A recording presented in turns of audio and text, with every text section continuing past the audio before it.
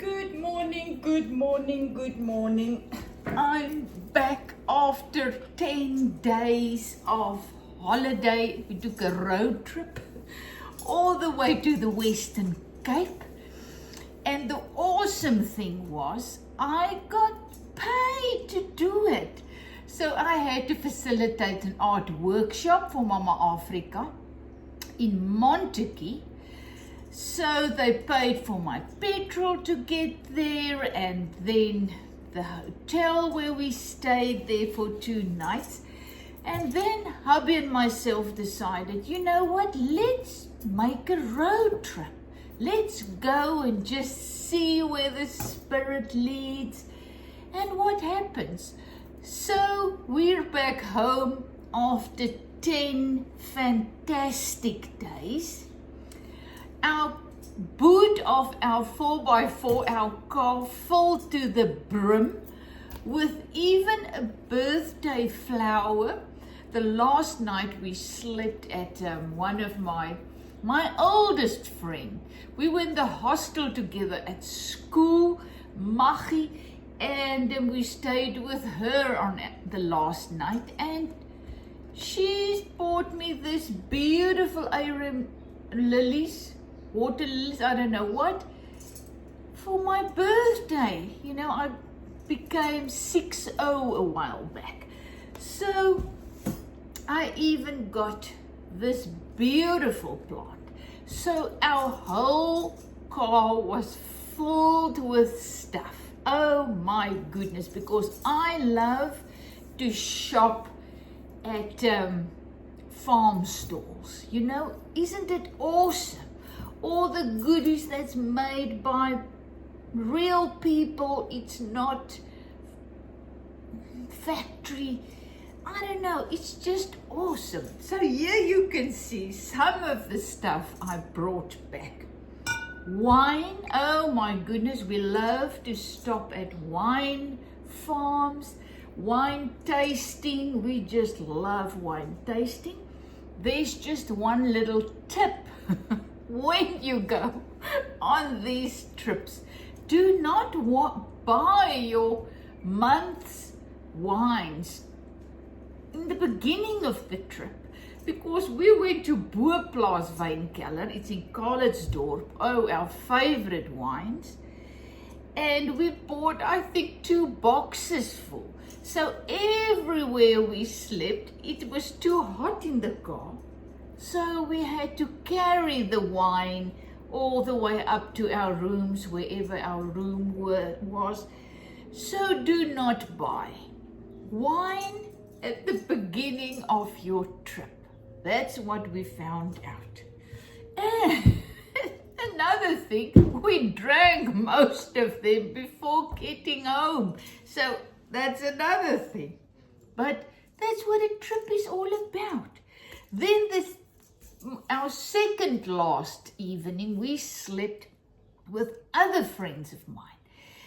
I've met her while doing these art workshops for Clover Mama Africa.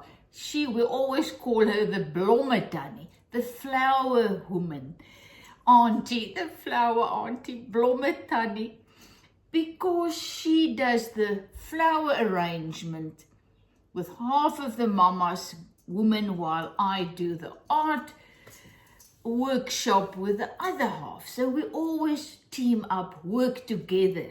So I've met her there, I think it was about 10 years ago, and this time she was there again. So we thought, you know, why not? Let's go and visit Gerda and her family. So we went there. They've got this working farm and they do lots of things. So we came back with, I think it was more than 1,000 rand of jams, chutneys, plum chutney, peach chutney, even gherkins, and then all types of jams. And you know, why not? I love to help my friends, and that's how I can help them, by buying their stuff. We even bought rose leaves potpourri. And then there's one daughter's got goats. Oh my goodness, the most beautiful goats. So you can find all my photos on my Facebook and Instagram pages. Because one of my loves is taking photographs. When I come home, I sit for a couple of days just to delete everything after I've posted my stories, my journey on my Facebook and Instagram. So there you will find all my photos. But this girl got these goats. Oh my goodness, you should see the photos I took. They've got these little bells on their necks. No, it's their skin. I don't know why. Never seen it. It's this little white goat. It gives milk. It's a milking goat.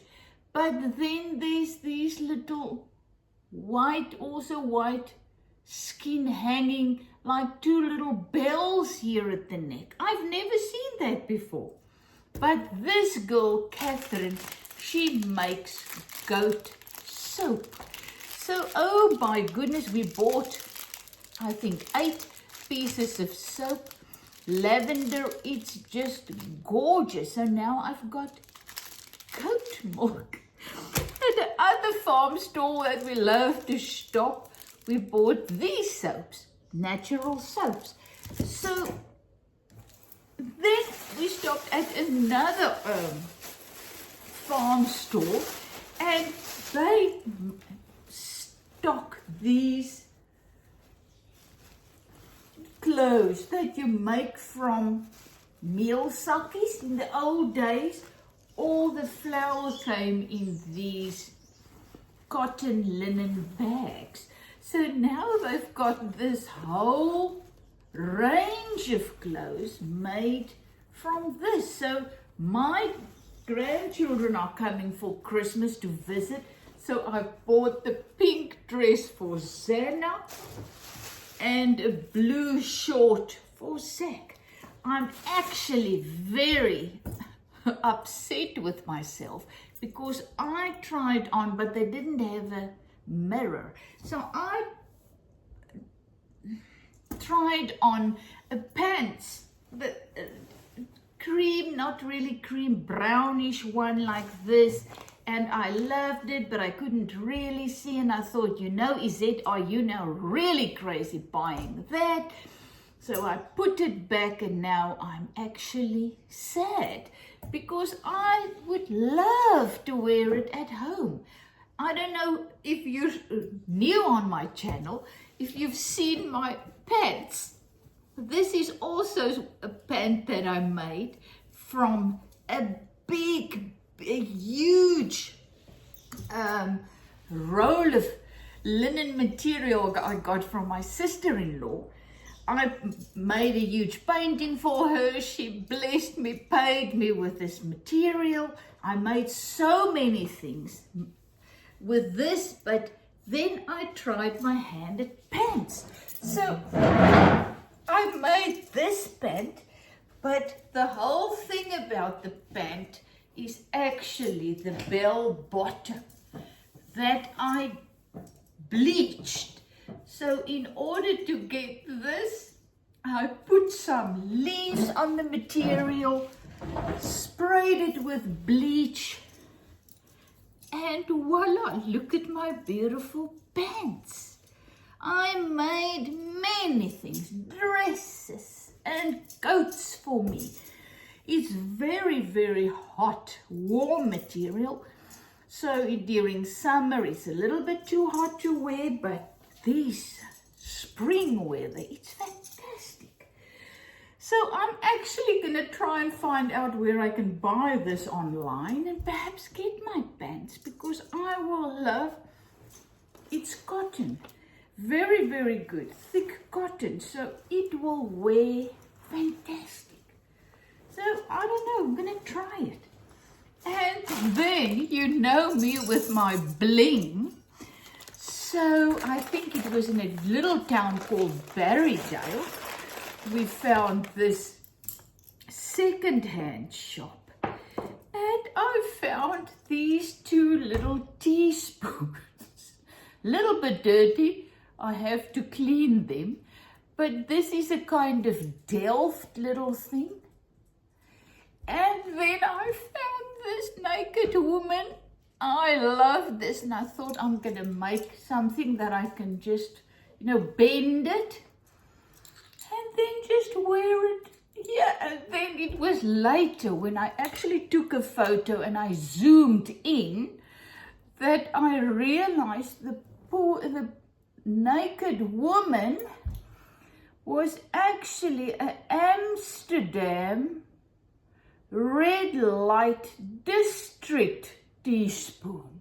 Shame! I don't know if I really want to wear that around my neck. I went there once and I felt so sorry for that woman. I was actually in agony. So I don't know, but I just saw the naked boobs and I just thought, oh gosh, this is cute. So I bought it. So these are just some of the things. Then the last friend, Maggie, where we stayed, she gave me 2 huge black bags filled with plants that we took out of her garden. We call it in Afrikaans staggies, little slips from plants. Well, I've already put that in. And but the moral of this story actually is I have now told you all the nice things that we did and that happened to us, but not everything was easy. And this trip, it just speaks to me a lot about life not always being easy. So when you look at my Facebook page and all my stories and my stuff, you would think, wow, this woman's got the nicest, easiest life. But things happened that wasn't very easy, and I didn't want to spend negative things. And then I realized something. I am still judging my life eating from the tree of knowledge of good and evil, where I decide if things are good or bad, good or evil, depending on my view of things.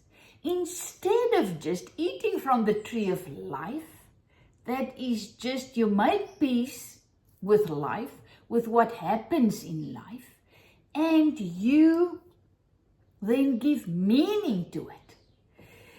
And I read something the other day, weeks back, and wow, that changed, blew my mind. It's something that goes like, life doesn't have any meaning. Things that happen doesn't have any meaning. It's meaningless. We give it their meaning. We decide by how we perceive it, how we think about it, how we experience it, if it is good or evil, compared or bad, our perception. But in actual fact, it doesn't have any meaning. Let's say it rains. Here comes a rainstorm. It's just neutral. Doesn't have any meaning. It's just a rainstorm. But for one farmer, he experienced it as, oh, fantastic. This is exactly what I needed on my farm. Rain is in the exact right time.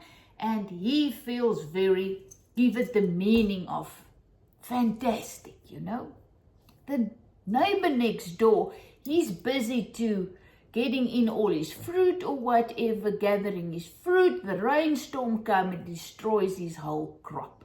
So to him, it's a very negative thing. So then I realize I give meaning to what happens to me. So I have the power to give it a positive meaning. even though it's not easy to handle at that stage. But that is how we create a beautiful life, by the meaning we give things that happen. So some of the things on this trip that wasn't very easy to handle. 2 weeks before the trip, I started having physical problems, and it was only after about a week or 10 days that we actually found out that it was bladder infection. But at that stage, I bought the little things at the chemist to test your urine and everything. They were, nothing was wrong compared to them. So I just felt worse and worse, and at the end, the Friday before we were traveling, on the Sunday, I decided now I need to go to the doctor. Got there, I said, you know, the little strips of the chemist says I don't have bladder infection, but I actually feel terrible. So yes, she tested it with her things, and it was bladder infection, a very bad one at that stage. So even before the trip, at that stage, that Friday, hubby said, you know, you will not be able to go. You are just too weak. And I said, I just have to go. They aren't being paid. They're waiting for me. I need to go, dead or alive. So just to share with you, you know. So I'm starting to feel a little bit better. So the Sunday we started driving. Monday I was finished with my antibiotics, felt very bad still, phoned the doctor, so she gave me another thing, more antibiotics. So the Wednesday of the workshop, I felt really strong enough, adrenaline kicked in, so we had a fantastic time. So what is the moral of the story? Even through this whole not feeling well, I was still giving it a positive meaning, because I'm learning something. Every single time something manifests through me that is not unconditional love, I know that is my enemy. So I need to deal with that. So I was born with a bladder, my opening was too small, so I had infections from that I can remember, and it was very tough. And I had an operation when I was 3 years old, and during those days they left me there. My parents had to leave me, they could only come and visit. So I felt that terrible rejection and aloneness, and all of that together with the pain of the bladder infections every time. There was trauma, you know. So I'm realizing that when I got into that place, while I felt so weak and sick, and those feelings started to surface, that feelings of fear and despair, a deep despair. I don't know how I'm going to get through this. And I'm learning that when I feel like that, when that emotions is coming up, then I can just sit with them, feel them. And in that feeling, I can only surrender to the life in me, the abundant life that is unconditional love. I just surrender those feelings to my spiritual father, my source, as I say, and just say, Father, you are unconditional love. Go in there and heal and deliver me, set me free. And that is what I did through this whole weeks of not feeling well and having to deal with this emotions that came up due to the bladder infection. So I used it for my good. Because of that, I received massive healing and deliverance, and that's how you can turn things that's not easy. You can give it a positive meaning when you deal with the emotions and the hurts and the pains, instead of, you just press them in and I dealt with them. So it was awesome. So this is just one. Then on another thing, in another place where we were sleeping, we got bed bugs. Oh, poor hubby was allergic reaction. His bite marks became terrible sore, and so we had to deal with that. So once again, we had to decide, what are we going to do? Are we going to allow this to allow anger, fear, resentment, to rise up in us, to come in and steal, kill, and destroy the abundant life in us? Are we going to allow this situation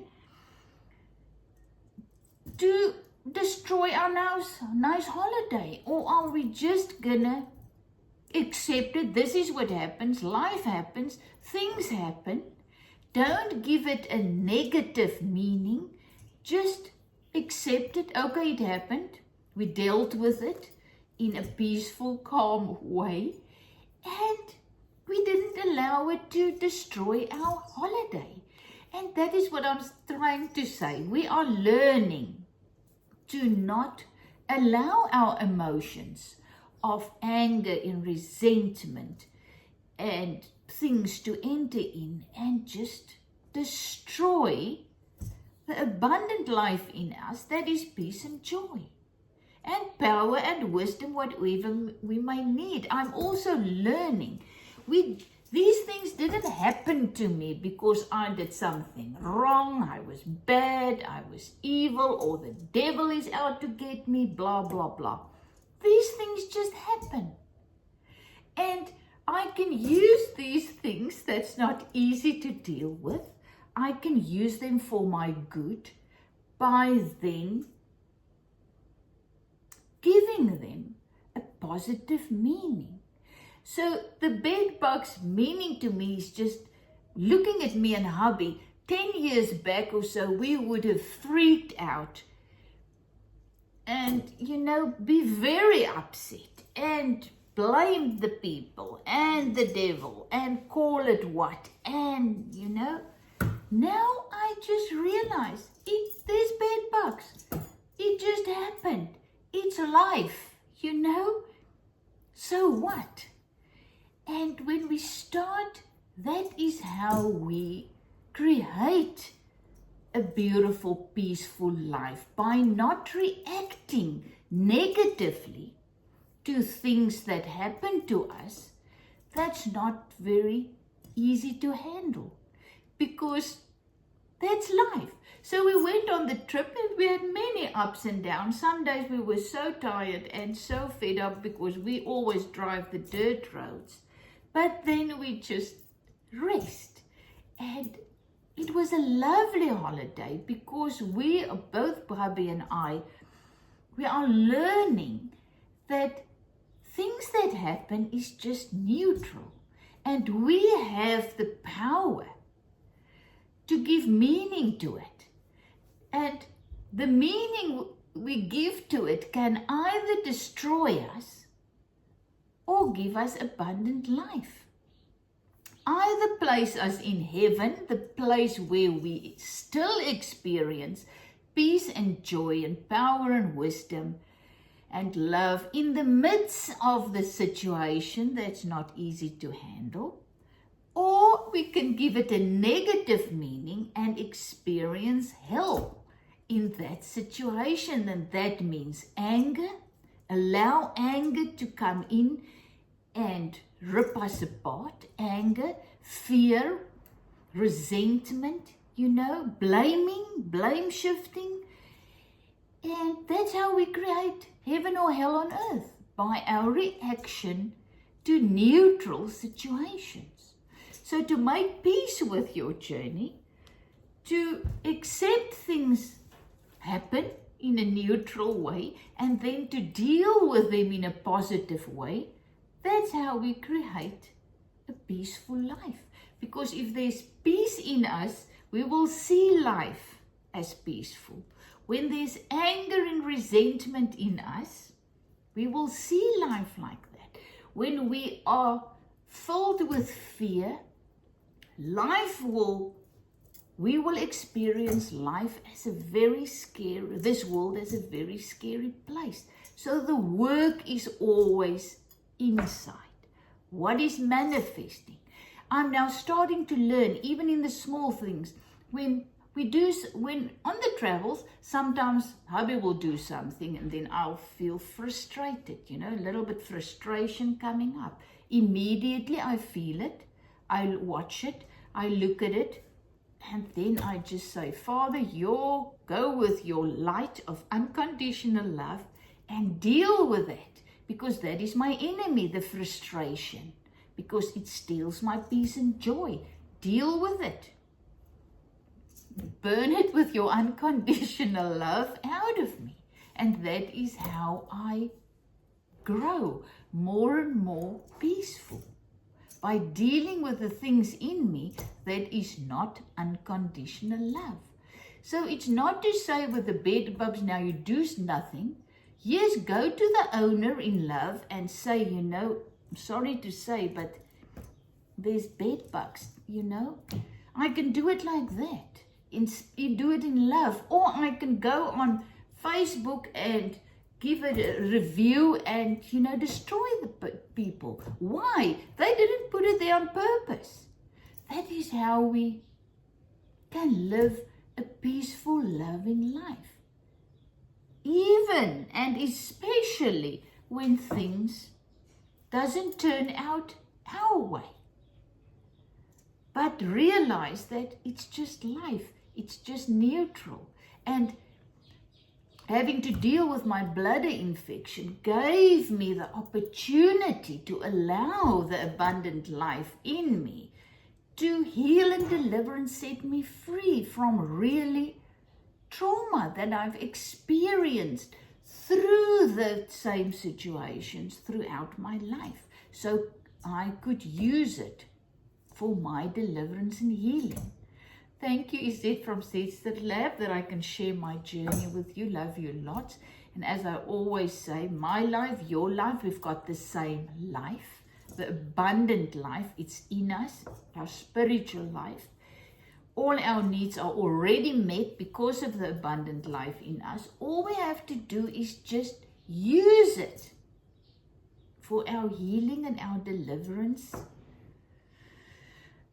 And then we have what we need to live victoriously through every moment. And once again, it's all about what are you feeling this moment and deal with that victoriously. Love you lot. Is it from Zedster Lab?